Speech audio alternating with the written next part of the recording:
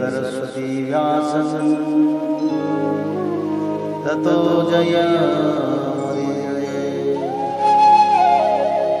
मूकं करोति वाचालं पंगुलं लङ्घयते यत्कृपातमहं वन्दे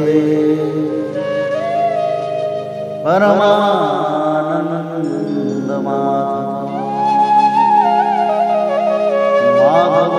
माधवो वाक्यं माधवो हरि परन्ते साधवा नित्यं सकलकार्येषु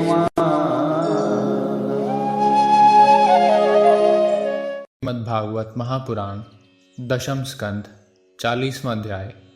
अक्रूर जी के द्वारा भगवान श्री कृष्ण की स्तुति।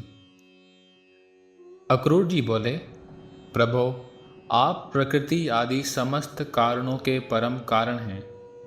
आप ही अविनाशी पुरुषोत्तम नारायण हैं तथा आपके ही नाभि कमल से उन ब्रह्मा जी का आविर्भाव हुआ है जिन्होंने इस चराचर जगत की सृष्टि की है। मैं आपके चरणों में नमस्कार करता हूँ।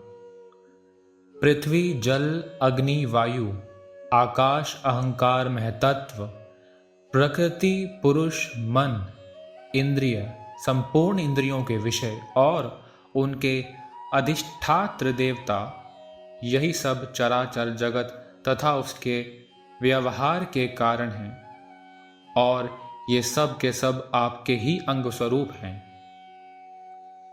प्रकृति और प्रकृति से उत्पन्न होने वाले समस्त पदार्थ इंद्रवृत्ति के द्वारा ग्रहण किए जाते हैं, इसलिए ये सब अनात्मा हैं। अनात्मा होने के कारण जड़ हैं और इसीलिए आपका स्वरूप नहीं जान सकते, क्योंकि आप तो स्वयं आत्मा ही ठहरे।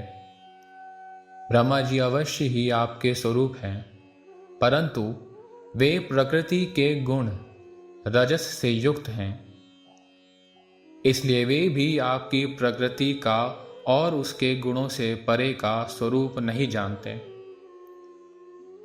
साधु योगी स्वयं अपने अंतःकरण में स्थित अंतर्यामी के रूप में समस्त भूत भौतिक पदार्थों में व्याप्त परमात्मा के रूप में और सूर्य, चंद्र, अग्नि आदि देवमंडल में स्थित इष्ट देवता के रूप में तथा उनके साक्षी महापुरुष एवं नियंता ईश्वर के रूप में साक्षात आपकी ही उपासना करते हैं।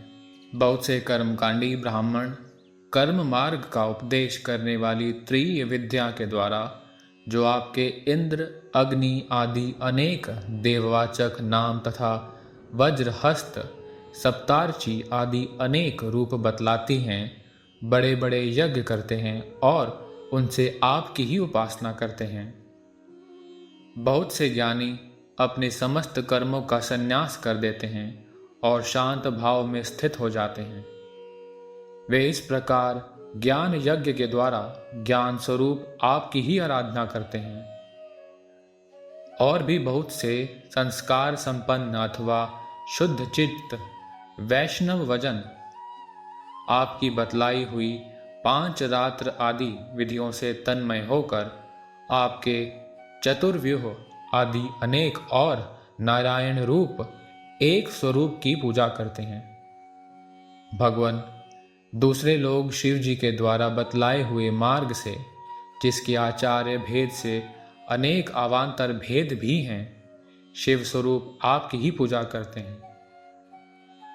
स्वामिन, जो लोग दूसरे देवताओं की भक्ति करते हैं और उन्हें आपसे भिन्न समझते हैं, वे सब भी वास्तव में आपकी ही आराधना करते हैं, क्योंकि आप ही समस्त देवताओं के रूप में हैं और सर्वेश्वर भी हैं। प्रभो, जैसे पर्वतों से सब और बहुत सी नदियां निकलती हैं और वर्षा के जल से भरकर घूमती घामती समुद्र में प्रवेश कर जाती हैं, वैसे ही सभी प्रकार के उपासना मार्ग घूम घाम कर देर सबेर आपके ही पास पहुंच जाते हैं। प्रभु, आपकी प्रकृति के 3 गुण हैं, सत्व, रज और तम। ब्रह्मा से लेकर स्थावर पर्यंत संपूर्ण चराचर जीव प्राकृत हैं और जैसे वस्त्र सूत्रों से ओतप्रोत रहते हैं, वैसे ही ये सब प्रकृति के उन गुणों से ही ओतप्रोत हैं। परंतु आप सर्वस्वरूप होने पर भी उनके साथ लिप्त नहीं हैं। आपकी दृष्टि निर्लिप्त है, क्योंकि आप समस्त वृत्तियों के साक्षी हैं। यह गुणों के प्रवाह से होने वाली सृष्टि अज्ञान मूलक है, और वह देवता, मनुष्य, पशु पक्षी आदि समस्त योनियों में व्याप्त है। परंतु आप उससे सर्वथा अलग हैं, इसलिए मैं आपको नमस्कार करता हूँ। अग्नि आपका मुख है, पृथ्वी चरण है, सूर्य और चंद्रमा नेत्र हैं, आकाश नाभि है, दिशाएं कान हैं, स्वर्ग सिर है, देवेंद्र गण भुजाएं हैं, समुद्र कोख है, और यह वायु ही आपकी प्राण शक्ति के रूप में उपासना के लिए कल्पित हुए हैं। वृक्ष और औषधियां रोम हैं, मेघ सिर के केश हैं, पर्वत आपके अस्थि समूह और नख हैं, दिन और रात पलकों का खोलना और मीचना है, प्रजापति जनेन्द्रिय हैं और वृष्टि ही आपका वीर्य है।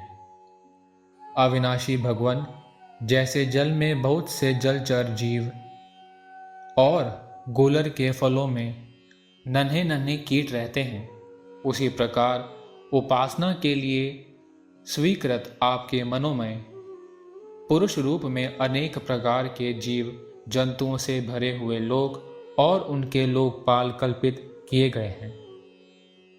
प्रभो, आप क्रीड़ा करने के लिए पृथ्वी पर जो जो रूप धारण करते हैं, वे सब अवतार लोगों के शोक मोह को धो बहा देता है, और फिर सब लोग बड़े आनंद से आपके निर्मल यश का गान करते हैं। प्रभो, आपने वेदों, ऋषियों, औषधियों और सत्यव्रत आदि की रक्षा दीक्षा के लिए मत्स्य रूप धारण किया था, और प्रलय के समुद्र में स्वच्छंद विहार किया था। आपके मत्स्य रूप को मैं नमस्कार करता हूँ। आपने ही मधु और कैटभ नाम के असुरों का संहार करने के लिए हयग्रीव अवतार ग्रहण किया था। मैं आपके उस रूप को भी नमस्कार करता हूँ। आपने ही वह विशाल कच्छप रूप ग्रहण करके मंदराचल को धारण किया था। आपको मैं नमस्कार करता हूँ। आपने ही पृथ्वी के उद्धार की लीला करने के लिए वराह रूप स्वीकार किया था। आपको मेरा बार बार नमस्कार है। प्रहलाद जैसे साधु जनों का भय मिटाने वाले प्रभो, आपके उस अलौकिक नरसिंह रूप को मैं नमस्कार करता हूँ।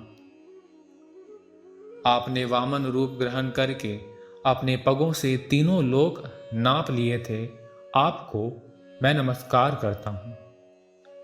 धर्म का उल्लंघन करने वाले घमंडी क्षत्रियों के वन का छेदन कर देने के लिए आपने भृगुपति परशुराम रूप ग्रहण किया था। मैं आपके उस रूप को नमस्कार करता हूँ। रावण का नाश करने के लिए आपने रघुवंश में भगवान राम के रूप से अवतार ग्रहण किया था। मैं आपको नमस्कार करता हूँ। वैष्णव जनों तथा यदुवंशियों का पालन पोषण करने के लिए आपने ही अपने को वासुदेव, संकर्षण, प्रद्युम्न और अनिरुद्ध इस चतुर्व्यूह के रूप में प्रकट किया है। मैं आपको बार बार नमस्कार करता हूँ। दैत्य और दानवों को मोहित करने के लिए आप शुद्ध अहिंसा मार्ग के प्रवर्तक बुद्ध का रूप ग्रहण करेंगे। मैं आपको नमस्कार करता हूँ। और पृथ्वी के क्षत्रिय जब म्लेच्छ प्राय हो जाएंगे, तब उनका नाश करने के लिए आप ही कल्कि के रूप में अवतीर्ण होंगे। मैं आपको नमस्कार करता हूं। भगवान, ये सब के सब जीव आपकी माया से मोहित हो रहे हैं और इस मोह के कारण ही यह मैं हूं और यह मेरा है। इस झूठे दुराग्रह में फंसकर कर्म के मार्गों में भटक रहे हैं। मेरे स्वामी, इसी प्रकार मैं भी स्वप्न में दिखने वाले पदार्थों के समान झूठे देह गेह, पत्नी पुत्र और धन स्वजन आदि को सत्य समझकर उन्हीं के मोह में फंस रहा हूं और भटक रहा हूं। मेरी मूर्खता तो देखिए प्रभो। मैंने अनित्य वस्तुओं को नित्य, अनात्मा को आत्मा और दुख को सुख समझ लिया। भला इस उल्टी बुद्धि की भी कोई सीमा है? इस प्रकार अज्ञानवश सांसारिक सुख दुख आदि द्वंद्वों में ही रम गया और यह बात बिल्कुल भूल गया कि आप ही हमारे सच्चे प्यारे हैं। जैसे कोई अनजान मनुष्य जल के लिए तालाब पर जाए और उसे उसी से पैदा हुए सिवार आदि घासों से ढका देखकर ऐसा समझ ले कि यहाँ जल नहीं है, तथा सूर्य की किरणों में झूठ मूठ प्रतीत होने वाले जल के लिए मरगत तृष्णा की ओर दौड़ पड़े, वैसे ही मैं अपनी ही माया से छिपे रहने के कारण आपको छोड़कर विषयों में सुख की आशा से भटक रहा हूं। मैं अविनाशी अक्षर वस्तु के ज्ञान से रहित हूं। इसी से मेरे मन में अनेक वस्तुओं की कामना और उनके लिए कर्म करने के संकल्प उठते ही रहते हैं। इसके अतिरिक्त ये इंद्रियां भी, जो बड़ी प्रबल एवं दुर्दमनीय हैं, मन को मथ मथ कर बलपूर्वक इधर उधर घसीट ले जाती हैं। इसलिए इस मन को मैं रोक नहीं पाता। इस प्रकार भटकता हुआ मैं आपके उन चरण कमलों की छत्र छाया में आ पहुंचा हूं, जो दुष्टों के लिए दुर्लभ हैं। मेरे स्वामी, इसे भी मैं आपका कृपा प्रसाद ही मानता हूं, क्योंकि पद्मनाभ, जब जीव के संसार से मुक्त होने का समय आता है, तब सत्पुरुषों की उपासना से चित्तवृत्ति आप में लगती है। प्रभो, आप केवल विज्ञान स्वरूप हैं, विज्ञानघन हैं। जितनी भी प्रतीतियां होती हैं, जितनी भी वृत्तियां हैं, उन सब के आप ही कारण और अधिष्ठान हैं। जीव के रूप में एवं जीवों के सुख दुख आदि के निमित्त काल, कर्म, स्वभाव तथा प्रकृति के रूप में भी आप ही हैं, तथा आप ही उन सब के नियंता भी हैं। आपकी शक्तियां अनंत हैं। आप स्वयं ब्रह्म हैं। मैं आपको नमस्कार करता हूं। प्रभो, आप ही वासुदेव, आप ही समस्त जीवों के आश्रय संकर्षण हैं, तथा आप ही बुद्धि और मन के अधिष्ठाता देवता ऋषिकेश, प्रद्युम्न और अनिरुद्ध हैं। मैं आपको बार बार नमस्कार करता हूं। प्रभो, आप मुझ शरणागत की रक्षा कीजिए।